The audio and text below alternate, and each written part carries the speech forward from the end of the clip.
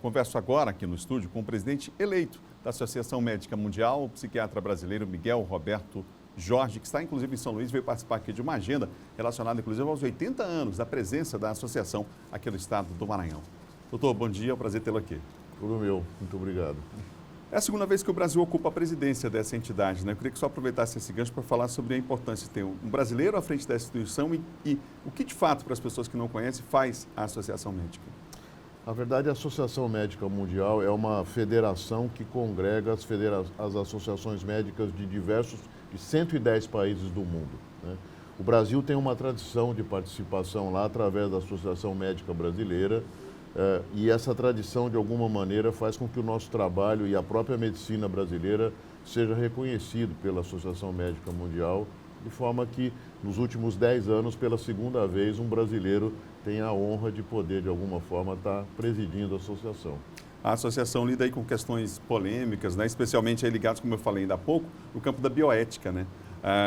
Qual é o posicionamento da associação em relação, por exemplo, a temas como o aborto, a eutanásia? A associação tem um posicionamento em relação a isso? Orienta os seus associados também nessa direção? Como é que participa desse debate?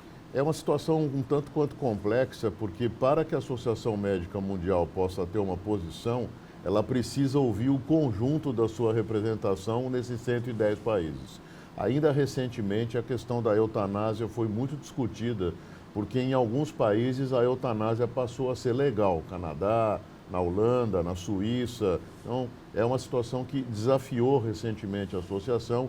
Entretanto, houve uma reafirmação do princípio da medicina de que o médico deve, quando não pode curar, salvar. Ou quando não pode salvar, pelo menos pode, de alguma maneira, minorar o sofrimento dos outros. A postura da associação, ouvindo os seus sócios no mundo inteiro, continua sendo contra a eutanásia. Em relação à produção de embriões geneticamente modificados, para atender aí especificamente, nesse caso, o desejo dos pais. Tem uma questão também colocada aí na ordem do dia, está na pauta, né? Como é que a associação se posiciona em relação a esse assunto? Nós temos um documento em que, de alguma forma, reconhecemos a importância de que, de alguma maneira, pesquisas possam ser feitas nesse sentido. Entretanto, há uma condenação tácita de que a manipulação genética seja utilizada para satisfazer apenas desejo dos pais, para qualquer modificação ou, de alguma maneira, uma antecipação de cor de olho, sexo ou coisa que o valha. A associação é totalmente contrária a essa manipulação genética. Agora, já, claro, o uso de embriões humanos para pesquisas importantes, como, por exemplo, a questão das células troncos, né? A associação como se posiciona em relação a esse assunto? Como eu disse... Né, já é um outro aspecto. Num outro aspecto. Na verdade, essas pesquisas elas têm utilizado o que se chama de um descarte de embriões. Quando uma pessoa vai se submeter a um procedimento de reprodução assistida, vários embriões muitas vezes são de alguma forma fertilizados, entretanto, nem todos eles são aproveitados para poder fazer a fertilização. Então, esses que sobram, depois de um tempo, assim, habitualmente eles são descartados. Então, nesses embriões, a associação defende que muita pesquisa pode ser feita no sentido do uso das células-tronco para a resolução de muitas doenças que afetam a população de maneira muito diversa. Então, é uma orientação no sentido de que isso pode ser feito dentro de um rigor ético absoluto. Precisa ser aprovado por uma comissão de ética, mas isso é permitido dentro de muitas circunstâncias. Nós temos ainda vários desafios hoje em países de desenvolvimento ainda, a questão da convivência com doenças, nossa, que já há séculos, né, estamos convivendo com elas e às vezes não consegue se avançar muito nessa direção. Ontem, por exemplo, a gente teve essa semana a notícia especial, infelizmente, da volta do ebola no continente africano. Como é que você observa esses detalhes, esses desafios que a gente sabe são enormes nessa área?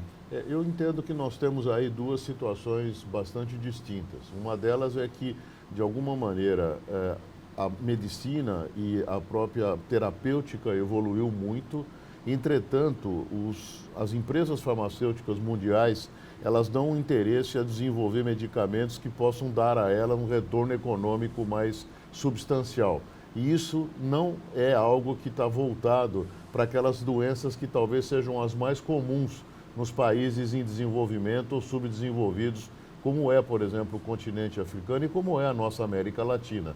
Por isso que nós vemos aqui no Brasil ainda essa volta dessas epidemias de doenças infecto-contagiosas em função do fato de que o poder público, a saúde pública acabou relegando isso, relaxando o controle dessas doenças e muitas vezes o que também está acontecendo é, infelizmente, uma crença das famílias de que essas crianças não devem ser vacinadas porque a vacina poderia produzir, por exemplo, há um boato de que vacinas produzem autismo, o que já foi absolutamente desmentido por pesquisa científica. Então nós temos uma conjunção de fatores que acaba contribuindo para que algo que já havia sido erradicado volte a se manifestar, como o ébola na África, que não chegou a ser erradicado, mas no Brasil, doenças infectocontagiosas que já não mais se manifestavam há anos, voltaram a aparecer de forma epidêmica. O senhor falava ainda há pouco dos boatos, hoje eles se espalham muito rapidamente com as redes que temos, né?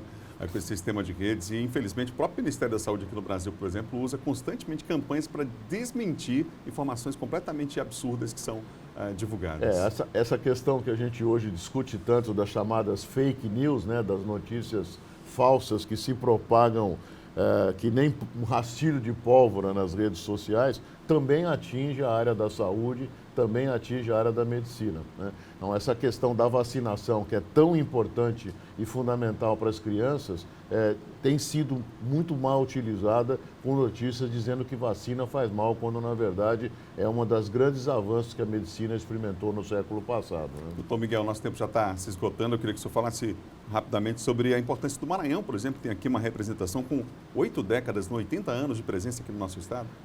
Eu acho que assim, o fato de uma associação médica como a Associação Médica do Maranhão estar completando 80 anos é um motivo de orgulho para a medicina brasileira e as contribuições que a medicina maranhense tem dado para a Associação Médica Brasileira e para a saúde do Brasil têm sido significativas. Então, eu não poderia deixar de comparecer ao Maranhão nesse momento para poder prestigiar o aniversário da Associação Médica do Maranhão. Conversei aqui no Bom Dia com o doutor Miguel Roberto Jorge, médico brasileiro que em outubro, inclusive, foi eleito e assumiu em outubro essa importante associação, Associação Médica Mundial. Muito obrigado pela presença. Eu é que agradeço. Muito obrigado.